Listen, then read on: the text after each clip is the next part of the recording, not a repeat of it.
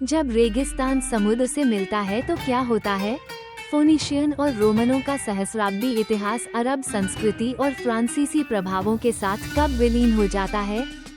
Tunisia में आपका स्वागत है, एक ऐसी भूमि जहां हर पत्थर एक किंवदंती कहता है, हर शहर संस्कृतियों का मोज़ेक है और हर परिदृश्य एक परीक्षा से निकला हुआ प्रतीत होता है।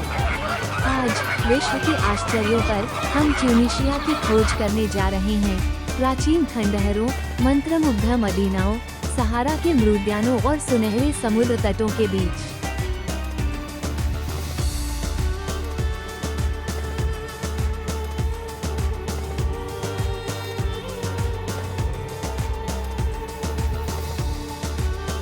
ट्यूनीशिया का इतिहास लंबा और दिलचस्प है। ये सब कार्थेज से शुरू हुआ, जिसकी स्थापना 814 बीसी में फोनीशियन लोगों ने की थी, जो भूमध्य सागर में सबसे अधिक भयभीत शक्तियों में से एक बन गया।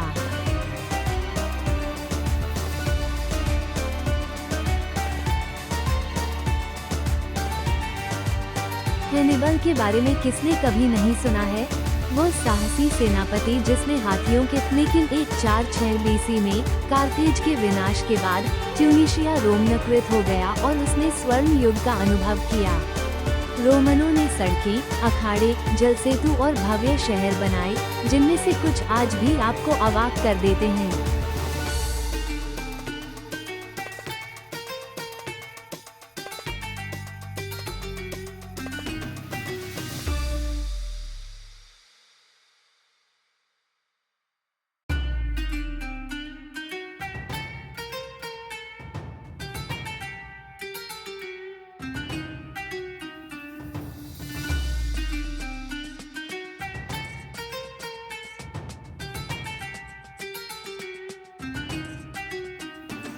फिर आए वंडर्स, फिर बीजांटिन और 7वीं शताब्दी में अरबों ने, जिन्होंने इस क्षेत्र का इस्लामीकरण किया और कैरोआन जैसे शहरों की स्थापना की, जिसे आज भी इस्लाम की आध्यात्मिक राजधानियों में से एक माना जाता है।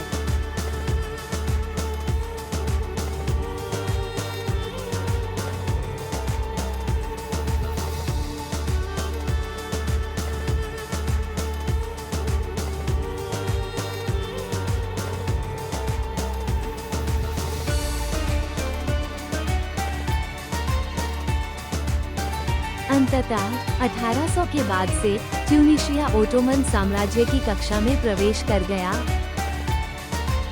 1881 में जब तक ये फ्रांसीसी संरक्षित राज्य नहीं बन गया।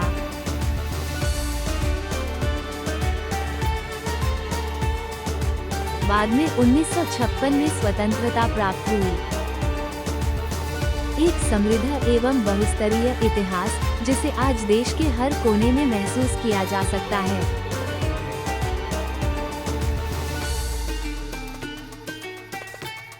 राजधानी ट्यूनिस प्राचीन और आधुनिकता का एक आश्चर्यजनक मिश्रण है। मदीना का धड़कता दिल यूनेस्को विश्व धरोहर स्थल है, जिसमें जटिल गलियां, मस्जिदें, बाजार और पारंपरिक इमारतें हैं।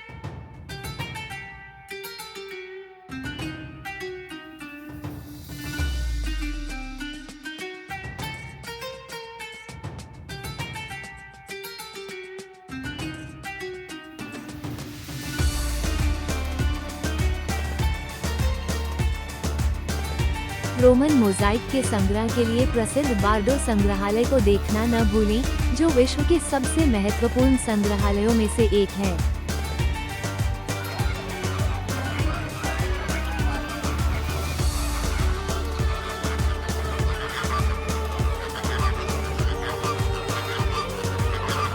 ट्यूनिस से कुछ किलोमीटर दूर प्राचीन कार्थेज के खंडहर स्थित हैं। भूमध्य सागर को देखते हुए एंटोनिन स्नानगृह के स्तंभों और अवशेषों के बीच घूमना, प्यूनिक और रोमन सभ्यता के गौरवशाली अतीत में गोता लगाने जैसा है।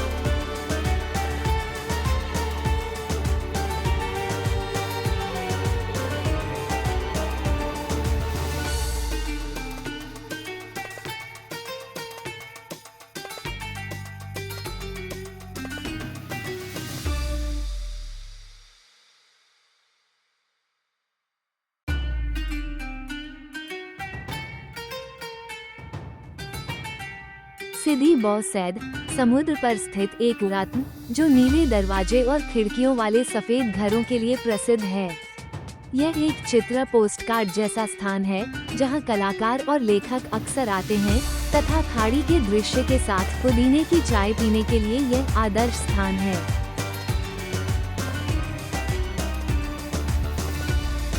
कैरोआन इस्लाम का चौथा पवित्र शहर माना जाता है।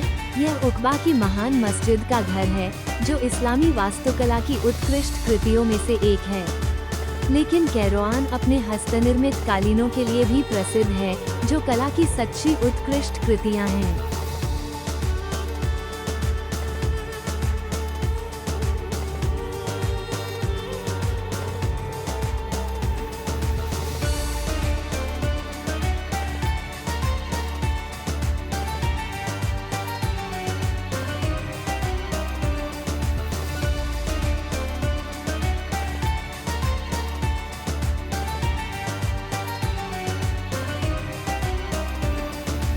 डोगा अफ्रीका के सबसे अच्छे संरक्षित रोमन शहरों में से एक है।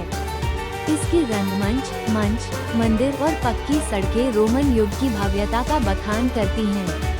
एक असाधारण और अभी भी कम ज्ञात स्थल।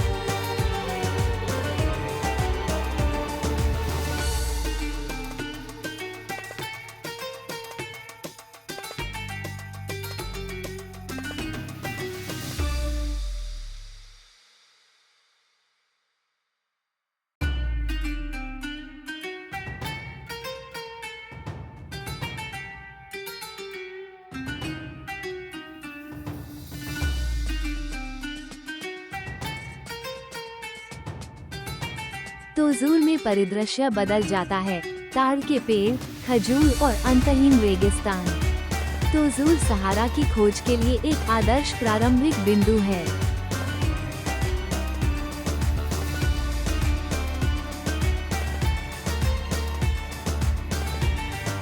शायद डॉस के टीलों पर एक ड्रोमेडरी की सवारी के साथ या चेबिका की विचारोत्तेजक घाटियों में।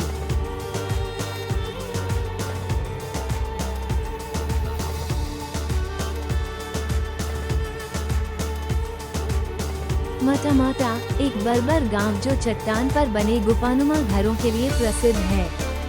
एक अवास्तविक परिदृश्य जिसे स्टार वार्स फिल्मों के लिए भी स्थान के रूप में चुना गया था।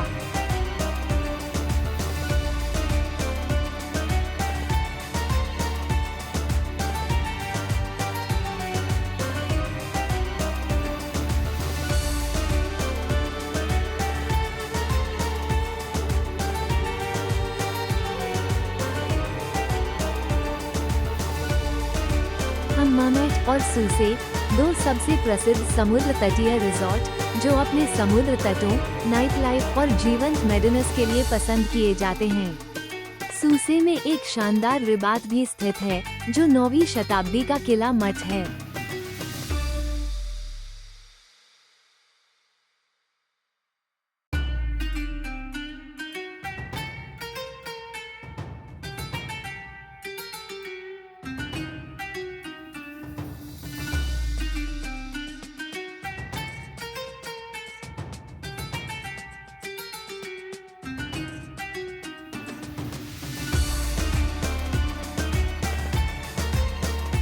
देश के दक्षिण में स्थित एक द्वीप जेरबा शांति का एक आश्रय स्थल है। सफेद गांव, शांत समुद्र तट और रंगीन बाजार।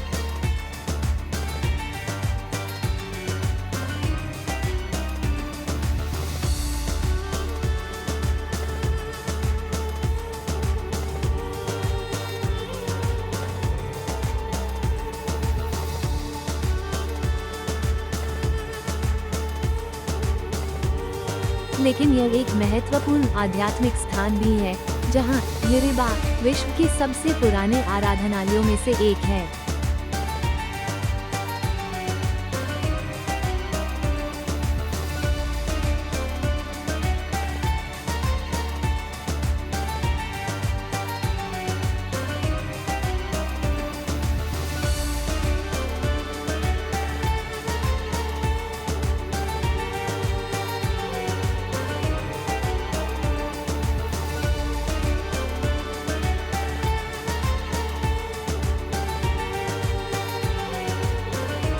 ट्यूनीशिया विरोधाभासों का देश है।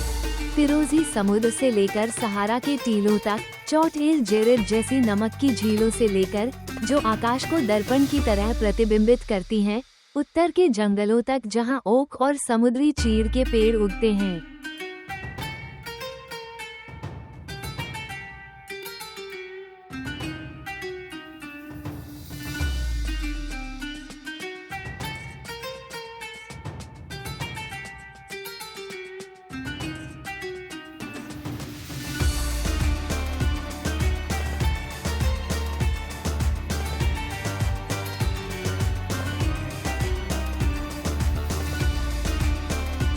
ट्यूनीशियाई भोजन स्वादों का उत्सव है।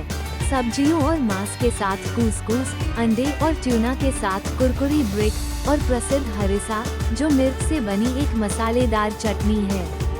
ये सब टेराकोटा ओवन में पकाई गई ताज़ी रोटी के साथ होता है और मीठी पुदीने की चाय।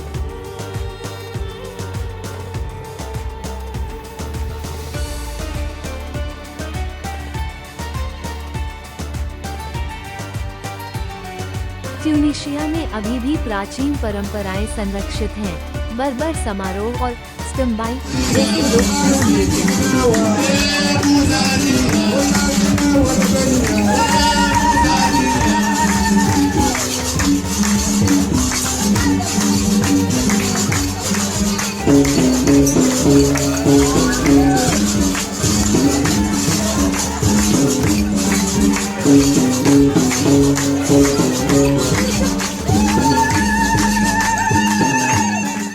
धार्मिक त्योहार जो आध्यात्मिकता और लोक कथाओं का मिश्रण होते हैं। हर साल डॉज में आयोजित होने वाला अंतर्राष्ट्रीय सहारा महोत्सव खानाबदोश संस्कृति को जानने का एक अनूठा अवसर है, जिसमें ड्रोमेडरी दौड़, बेदुइन कविता और आदिवासी संगीत शामिल हैं।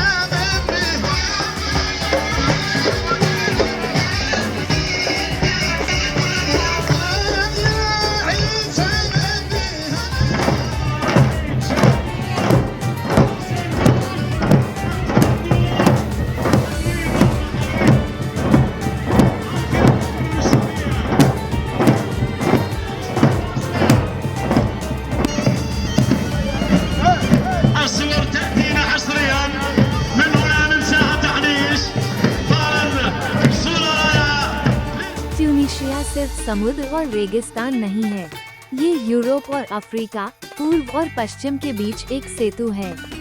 एक ऐसा स्थान जहां प्राचीन सुंदरता आधुनिक जीवंतता के साथ सह अस्तित्व में है। एक ऐसा देश जो आँखों, दिल और सभी पांचों इंद्रियों से खोजा जाना चाहिए। और आप, क्या आप कभी ट्यूनीशिया गए हैं? कौन सी जगह आपको सबसे अधिक प्रभावित करती है, या आप कहां जाना चाहेंगे? टिप्पणियों में लिखें। यदि आपको वीडियो पसंद आया हो तो लाइक करें और ले मेराविगली डेल मोंडो चैनल की सदस्यता लें, ताकि आप इतिहास, संस्कृति और प्रकृति के माध्यम से अगली यात्राओं को न चूकें। अगले आश्चर्य में मिलते हैं।